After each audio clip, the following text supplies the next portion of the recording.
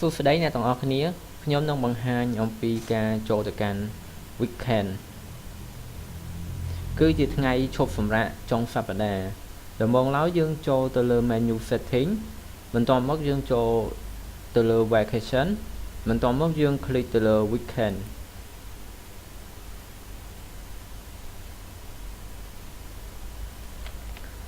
ឥឡូវនេះគឺយើងបានចូលមកដល់ទីតាំងថ្ងៃឈប់សម្រាកហើយដើម្បីធ្វើការ search weekend គឺយើងអាច search តាមរយៈ ID យើងអាច search តាមរយៈឈ្មោះបន្ទាប់មកយើងคลิกទៅលើប៊ូតុង search ហើយវានឹងបង្ហាញវីសានៅខាងក្រោមចំពោះឈ្មោះនេះប្រសិនបើ